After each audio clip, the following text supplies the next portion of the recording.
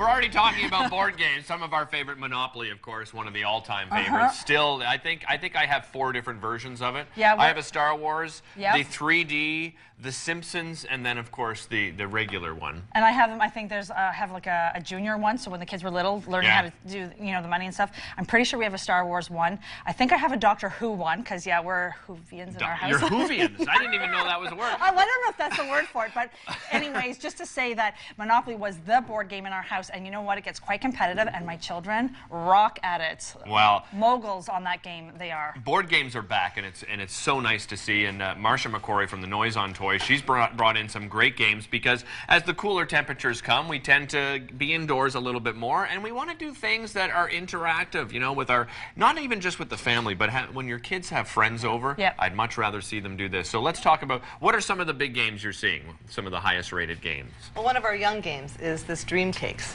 And what's great about it is these pieces are just beautifully constructed. They're like thick sort of cardboard, and they're double-sided. Like puzzle pieces. Yeah. Well, it's Ravensburger who does a lot of puzzles, right? Oh, okay. This is their forte. Nice. What was nice about the game is it's a spin and collect type of game, and you collect to build your cake. Okay. But even when you're not playing the game, the pieces were like fabulous to play with. We found that it does double duty. It does sort of a solitary activity that you can do. Plus, it's a game. I love it. Very Nice. good. What's this one up here? What have you got here? That is Talent. It's a very interesting game. So it's this one here. It's this box here. Okay. Now you see there's 3 different sets of pieces. There's more pieces. There's 3 of each of those colors. Okay. And they're in 3 different sizes. Okay, so heights. Right. Got it. And they're different shapes. Sorry, there would be the 9 of each color. Okay. Got it. And you have 3 different boards because you're playing 3 people, but it's a 2-player board. So you're playing against 2 different opponents at the same time. Oh, jeez. So but you're sharing, you only have 1 set of game pieces. Right. So at the beginning of the game, you have to strategically split them. You know, each turn you get to place a piece, and you put on one board or the other board. And then when you're playing, you only get to take 1 turn per turn. Okay. So you can only play on one of the boards. Okay. So it's just a very different, I like very that. different. You know what? Because a lot of the kids play a lot of the computer games that they're doing. There is strategy with it, and they're supposed to be thinking. But this is really visual, and you have to strategize with that. So that's a really great way to make their brains work. Absolutely.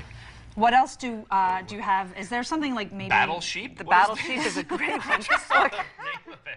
Anything called Battle Sheep, I'm in. Yeah, but you have to look. I mean, the graphics on it are quite kooky. Oh my So gosh, it's a bit sort of flippant that way. And it's Nice. Battle Sheep. Battle Flock Sheep. to greener pastures. Right, there you go. Okay, I love So what's it. the object of this Well, the game? board game, you create the board game at the beginning before you Okay. start, so that you each have pieces and you lay them wherever you want to lay them, and they match up like that. Okay. Gotcha. Then you've got a stack of your pieces. Each of the players, it can play 2 to 4 players. Okay. And each player has 16 pieces. So you start with a large stack, and you move them and deposit any number of them on a space. Okay. Right? And that's important because you have to leave some behind to be able to take another move and move in another direction. And the idea is to try and capture as many of the spaces as you can before somebody blocks you in. Nice. Got it. I Very love popular. it. Okay. That's very What else cute. have we got? We got Explore the World now and Explore Canada. So this There's is 2 a great different versions of it. educational It is, game and it for was kids. actually in our educational games segment. But Right. it's nice because it's a trivia game, and so we included it in. It's a trivia game that has relevance because the stuff that you're learning. It's also a trivia game that is sort of multiple choice and true false. So because a lot of the kids aren't going to know a lot of the answers, but they Right. still feel involved because they can at least guess. And then when they do read the answer, each of them has a little factoid that you've already got their attention because they've been engaged because they had a chance to guess, Right. as opposed to just sort of, oh, I don't know that. I don't know that. So then the next time they play the game, they will know the answer. The idea is, you can Very improve your good. chances of doing well. What about this one Yeah, here? This pyramid. Pyramix is a very cool game. Now you've got your dice here. The idea is that you may only pick a die from here, like you're basically going to be picking them off. Okay. Right? And now that means I've got a bird. Okay. Right? Now there's 3 different. There's the ankh, and there's the bird, and there's the eye. The eye has the most points. Okay. Right.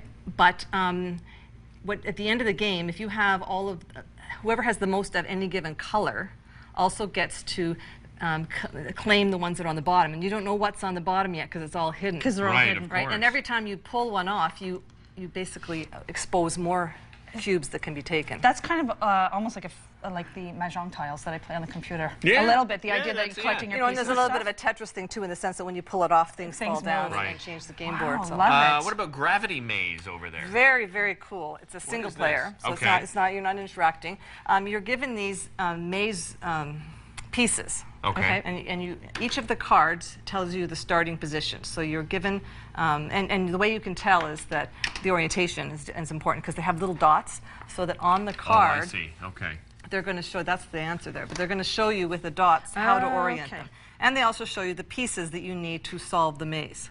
Gotcha. And so now the thing is, when you're looking at some of the pieces, it's not that obvious how that's going to contribute to a maze because it looks like it'll flop off in any direction. So part of the puzzle is figuring out how to use the physical pieces. Oh, cool. So it's almost like when you're, I don't know if the camera can pick this up, but when you're looking at them, it's almost like each cube is a different pathway to take it, take the marble down a different route. So I think that you would, so you'd end up putting them together. I'm not sure if I've got it right because I haven't done this. This is the easiest one.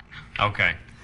But when you put it in there, the idea is that if you've got the pieces and the orientation, usually you're looking at sort of a gradient down, but it should go, see, I didn't do it. So I guess. So it's the way you turn. Oh yeah, the way you turn and orient it, it probably goes like that. Anyway, and then you try to get it to go right through to the bottom, right? Yeah, so I imagine it was supposed to fit like that, so that when it came down, it went down in there. So that part of the educational process is actually learning which the ups, downs, but and very insides, intriguing, outs. very intriguing. Yeah, I'd spend hours on that by yourself for sure. What do you have over here? This looks like this is the Doodle Quest. Okay. The idea here is, you have to, for instance, in this particular one, you're supposed to draw the shark teeth in. Okay. The catch is you don't have the board. You're working with a blank piece of paper. Oh, really? So then you draw where you think it's going to be, and then you score your points by putting over your drawing. How close you were. Oh, I see. So okay. If it's just a little bit different. I like that. What well, about it's not so much drawing, it's more like just visual perception. Yeah. That's very cool. What about dream cakes? That's the one we talked about. Oh, that's the first one. Okay, I gotcha. Card games. We always, card games. Five Crowns is the junior version of a game that's been around for a while. It's a rummy style game. What's nice about it is that the wild cards change every round according to the big cards. Those will indicate the wild cards. Oh, okay. It's a nice introduction into a little bit of strategy for a card game, so it's a nice introduction. Do you like sushi? I like sushi. I love sushi. How would you like to play a game about sushi? Look at this. This is Sushi Go, and you mentioned before the show that this is the #1 game. Top-rated game Top for us. rated. Now so we this have is a card game. Yes, it is. Now we have we have the 8 parameters that we put on the website, the profile people can see. But there's actually about, and you would know this, there's about 25 different things you have to rate it on.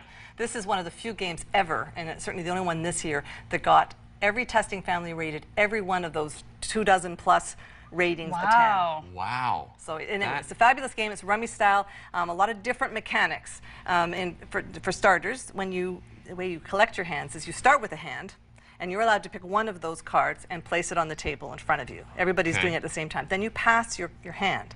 So you're receiving a passed hand that now only has maybe 4 cards in it. Which have been picked over. The best one's been picked, right? Nice. And so it goes all the way around. There's other little mechanics changes, but it's phenomenal in terms of the strategy. Just the fact that the hands are being displayed on the table changes your approach to the game. You're going to be back in a few weeks because you've got your award-winning games. So award-winning toys and games. The award-winning toys and games. That will likely be on it. And I think it's November 13th you'll be back on the show. So. I think we said the 17th. 17th. Yeah. November 17th, we'll have Marsha McQuarrie from the Noise on Toys back. Visit the website to find out more information. See all the ratings for the toys. Don't go away because municipal election coming up on Monday. We're going to tell you why it is so important to vote. Our next guests have put together a fabulous project. We'll be back with them right after this.